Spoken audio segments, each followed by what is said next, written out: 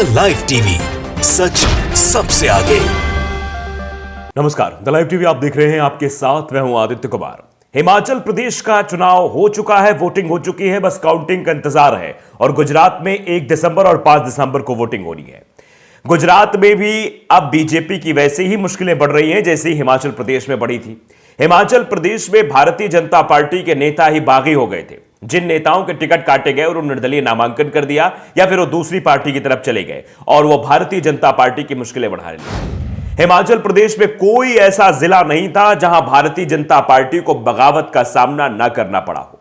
पूरी पार्टी लग गई थी लेकिन बगावत संभल नहीं रही थी। स्वयं प्रधानमंत्री नरेंद्र मोदी जी का भी एक वीडियो वायरल हुआ था जिस वीडियो में प्रधानमंत्री एक बागी को समझाते हुए नजर आ रहे थे, लेकिन फिर भी ऐसा कुछ नहीं हो पाया कि बगावत को रोका जा सके। अब वैसी ही बगावत गुजरात में भी देखने को मिल रही है। गुजरात में भी जिन नेताओं के टिकट काटे गए हैं वो नेता नाराज हो गए, उन्होंने निर्दलीय नामांकन कर दिया है। पहले चरण में वोटिंग होनी है और नामांकन वापस लेने की जो तारीख थी वो भी समाप्त हो गई, यानी वो पूरी मेहनत के साथ डटे हुए हैं और चुनाव लड़ रहे हैं। देखिए, प्रेस ट्रस्ट ऑफ इंडिया यानी पीटीआई ने भी ट्वीट किया है, गुजरात पोल्स यानी गुजरात के पोल्स आए हैं। 6 BJP leaders including A sitting MLA and 4 farmer legislators file nomination are independent after the party denies them ticket। यानी पार्टी ने जब उनका टिकट काटा तो उन सभी नेताओं ने निर्दलीय उम्मीदवार के तौर पर नामांकन दाखिल कर दिया है। 6 लोग हैं जिसमें 4 पूर्व विधायक हैं और 6 नेता टोटल हैं। एक मौजूदा विधायक भी हैं जिन्होंने अब निर्दलीय उम्मीदवार के तौर पर नामांकन कर दिया है। और यह नामांकन करना ही बहुत बड़ी मुसीबत बढ़ा रहा है। हर जगह खबर छप रही है। दरअसल इंडिया.com पे भी खबर छपी हुई है, लिखा है कि आधा दर्जन बीजेपी नेताओं ने निर्दलीय के तौर पर दाखिल किया नामांकन।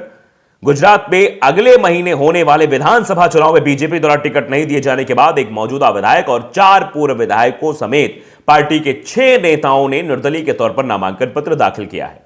गुजरात में अगले महीने होने वाले विधानसभा चुनाव में बीजेपी द्वारा टिकट नहीं दिए जाने के बाद एक मौजूदा विधायक और 4 पूर्व विधायकों समेत पार्टी के 6 नेताओं ने निर्दलीय के तौर पर नामांकन कर दिया है।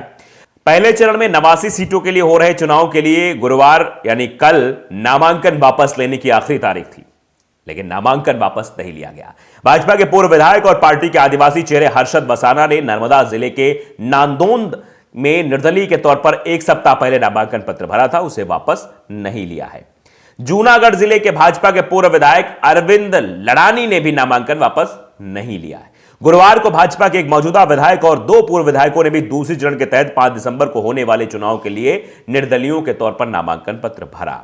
भाजपा ने बघोडिया से 6 बार के विधायक मधु श्रीवास्तव को इस बार टिकट नहीं दिया, जिसके बाद उन्होंने निर्दलीय के तौर पर नामांकन भरा। भाजपा ने इस सीट पर अश्विन पटेल को उम्मीदवार बनाया है। अब अश्विन पटेल की मुश्किलें बढ़ गई हैं। अश्विन पटेल को दरअसल समझ ही नहीं आ रहा है कि अश्विन पटेल करे तो करें क्या, क्योंकि जिस तरीके से पार्टी अब स्टैंड लेकर चल रही थी कि हम सब कुछ सही कर लेंगे, सब कुछ ठीक हो जाएगा, वो अब ठीक होता नहीं दिखाई दे रहा है। गुजरात में अमित शाह की रणनीति भी नहीं काम आ रही है। दरअसल अमित शाह ने इसके पहले रणनीति यह बनाई थी कि जिन बड़े नेताओं को टिकट इस बार नहीं देना उनसे खुद ही चिट्ठी लिखवा ली थी, यानी डैमेज कंट्रोल की कोशिश पहले से ही शुरू कर दी गई थी कि बगावत ना होने पाए। लेकिन उसके बाद भी पहले चरण के लिए 6 लोगों ने, आधा दर्जन भारतीय जनता पार्टी के नेता बागी होकर भारतीय जनता पार्टी की मुसीबत बढ़ा रहे हैं। और यह बड़ी बात है। ये कई दिग्गज नाम है जिनके नाम हमने आपको बताए। इन लोगों ने सीधे तौर पर बीजेपी के लिए मुश्किलें बढ़ा रखी हैं। अमित शाह को सुनने के लिए तैयार नहीं। अमित शाह ने बीच में कहा भी था, 14वां रत्न की भी बात की थी, उस रत्न का भी कोई असर नहीं पड़ रहा।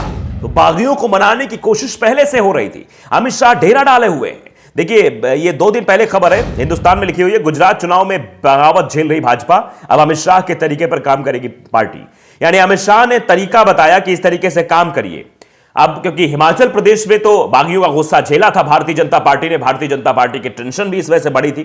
अब गुजरात विधानसभा में चुनाव न पाने की वजह से जो नाराजगी है वो सामने आई है। इसी को देखते हुए भाजपा के अमित शाह द्वारा सुझाए गए प्रेम और करुणा के दृष्टिकोण को अपना रही है।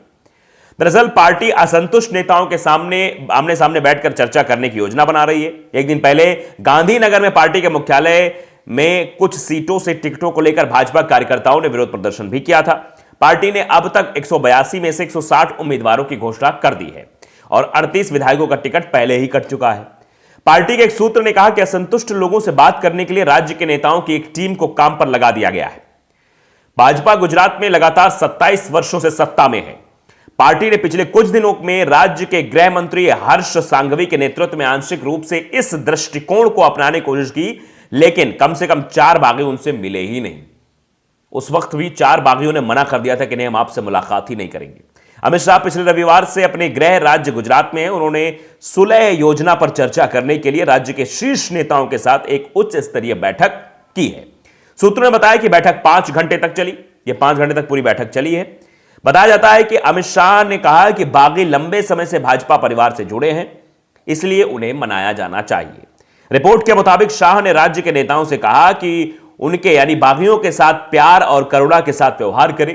नाराज लोगों में से एक 6 बार के विधायक मधुभाई श्रीवास्तव हैं, जिन्होंने कल ही कहा था, मतलब जब ये मीटिंग हुई तो उसके पहले उन्होंने कह दिया था कि वो चुनाव लड़ेंगे, निर्दलीय तौर पर चुनाव लड़ेंगे, निर्दलीय उम्मीदवार के तौर पर चुनाव लड़ेंगे। उन्होंने कहा कि वो 20 साल पहले नरेंद्र मोदी और अमित शाह के आग्रह पर भाजपा में शामिल हुए थे। इसके अलावा भाजपा द्वारा मौजूदा विधायक कन्हूभाई पटेल को फिर से टिकट दिए जाने के बाद टिकट पाने की उम्मीद कर रहे स्थानीय नेता एवं सांसद कृषि उपज मंडी समिति के अध्यक्ष खेंगर पटेल ने कन्हूभाई पटेल के खिलाफ निर्दलीय चुनाव लड़ने की घोषणा कर दी है।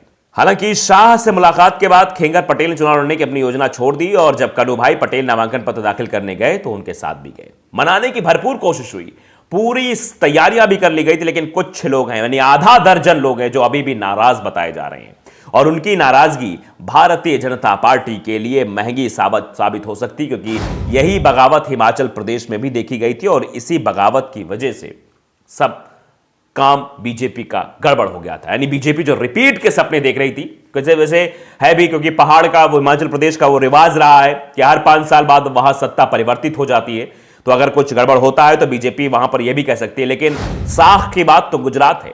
गुजरात मोदी जी का गृह राज्य है और मोदी जी के गृह राज्य में अगर इस तरीके की गड़बड़ हो गई तो फिर बड़ी मुश्किल बीजेपी के लिए खड़ी हो जाएगी। फिर 2024 का लोकसभा चुनाव भी है, यानी फिर यह मैसेज गलत चला जाएगा कि जब मोदी जी अपना गृह राज्य नहीं बचा पाए, जहां 27 सालों से लगातार सत्ता में है भारतीय जनता पार्टी, और अब वो सिर्फ इसलिए खिसक गई वहां से क्योंकि बागियों ने बगावत कर दी थी, तो यह बगावत अब बीजेपी के लिए मुश्किल का सबब बन सकती है। दरअसल नेताओं का इस तरीके से पार्टी के खिलाफ बयानबाजी करना और पूरे जोर शोर के साथ चुनाव लड़ना, यानी यह भी नहीं है कि यह चुनाव थोड़ा सा सीधा लग रहा है। आप समझिए कि भाजपा के पूर्व विधायक दिनेश पटेल, जिन्हें दीनू मामा के नाम से भी जाना जाता है, उन्होंने वडोदरा जिले की पडरा सीट से निर्दलीय उम्मीदवार के रूप में अपना पर्चा दाखिल कर दिया है। भाजपा के पूर्व विधायक है। फिलहाल कांग्रेस के कब्जे वाली इस सीट पर बीजेपी ने चैतन्य सिंह जाला को टिकट दिया है। अब चैतन्य सिंह जाला किससे भिड़ेंगे? भारतीय जनता पार्टी के पूर्व विधायक से ही। वघोडिया से 6 बार के विधायक मधु श्रीवास्तव, जिन्हें इस बार भाजपा ने टिकट नहीं दिया था, तो निर्दलीय रूप में अपना पर्चा दाखिल कर दिया। इस सीट से अश्विनी पटेल को बीजेपी ने उतारा है। तो बीजेपी की मुश्किल कौन बढ़ा रहा है? अश्विनी पटेल की मुश्किल कौन बढ़ा रहा है? वही नेता जो इनको टिकट नहीं दिया गया है। बायट सीट से कांग्रेस के पूर्व विधायक धवल सिंह झाला, जो भाजपा में शामिल हो गए, लेकिन 2020 के उपचुनाव में कांग्रेस के जाशु पटेल से हार गए। अब निर्दलीय के रूप में अपना पर्चा दाखिल किया क्योंकि उन्हें भाजपा द्वारा टिकट से वंचित कर दिया गया है। तो ये वो नाम है जो भारतीय जनता पार्टी के लिए मुसीबत बढ़ाने वाले हैं। बासनकाठा जिले की धानेरा सीट से भाजपा नेता मामूजी देसाई ने गुरुवार को पार्टी द्वारा टिकट नहीं दिए जाने के बाद निर्दलीय नामांकन कर दिया है और 2017 में वो कांग्रेस के नथा भाई पटेल से हार गए थे। तो ये सब नेता हैं जो भारतीय जनता पार्टी के लिए मुसीबतें खड़ी कर रहे हैं और बगावत कर रहे हैं, और वो बगावत अब भारतीय जनता पार्टी कैसे संभाल पाएगी, कैसे जो है उन बागियों को मना पाएगी, या फिर जो बगावत अब कर गए हैं, जो निर्दलीय चुनाव मैदान में उतर चुके हैं, उन 6 सीटों पर क्या कुछ होने वाला है, ये तो 8 दिसंबर को ही पता लगेगा। तो द लाइव टीवी को अगर आपने सब्सक्राइब नहीं किया, सब्सक्राइब जरूर करिए, बेल आइकन दबाइए ताकि सच खबरें आप तक पहुंचती रहे। नमस्कार। द लाइव टीवी, सच सबसे आगे।